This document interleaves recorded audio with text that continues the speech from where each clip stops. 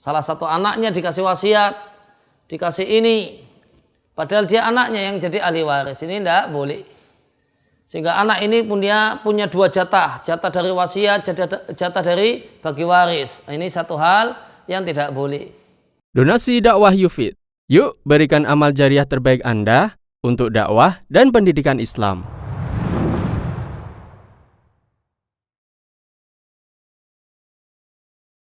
Bapak dan Ibu kaum muslimin dan muslimah rahimani wa rahimakumullah.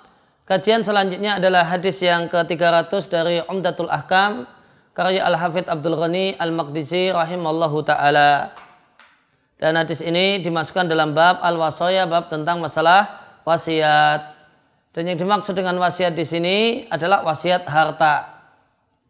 Maka wasiat orang yang hendak meninggal dunia itu ada dua macam. Yang pertama wasiat dalam artian pesan-pesan. Boleh jadi beliau berpesan pada anaknya supaya rajin sholat, supaya berpegang teguh dengan Islam dan seterusnya. Dan ini tidak dimaksudkan di sini. Kemudian yang kedua wasiat berkenaan dengan harta. Wasiat berkenaan dengan harta. Nah ini yang dibahas di sini.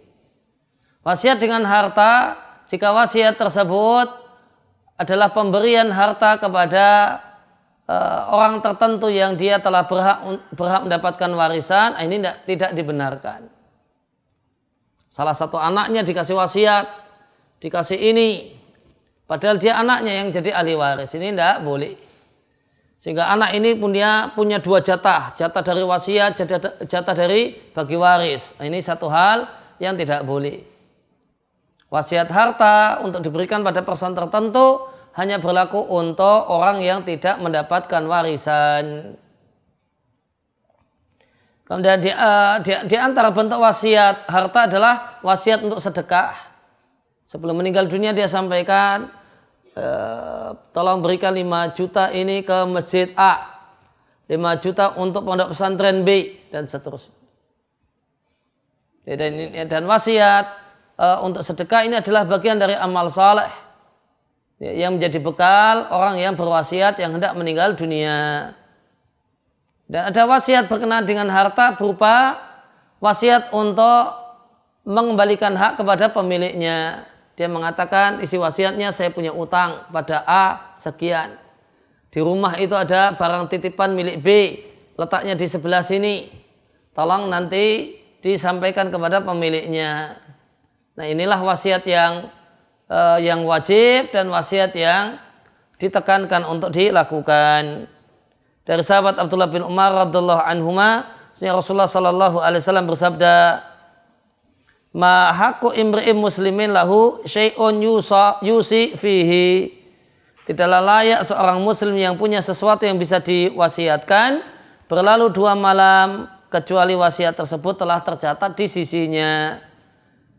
Demikian adalah hadis yang diriwayatkan oleh Al-Bukhari dan Muslim. Dalam riwayat Muslim saja Ibnu Umar mengatakan, maka tidaklah berlalu padaku 1 malam sejak aku mendengar Rasulullah sallallahu alaihi wasallam menyampaikan hadis di atas kecuali wasiatku sudah ada di dekatku. Pelajaran yang bisa kita petik dari hadis ini, disyariatkannya wasiat, yaitu terutama wasiat untuk mengembalikan hak kepada pemiliknya masing-masing. Punya utang, punya barang titipan, punya barang pinjaman. Dan dari hadis ini menunjukkan wajibnya wasiat. Namun yang wajib berwasiat adalah yang memiliki sesuatu yang mau diwasiatkan.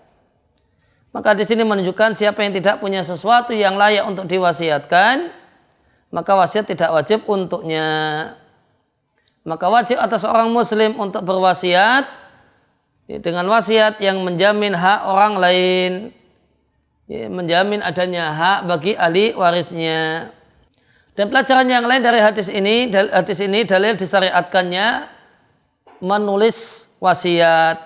Dan itulah yang lebih baik, wasiat tertulis, bukan hanya sekedar saksi yang bersaksi kalau si A berwasiat demikian dan demikian.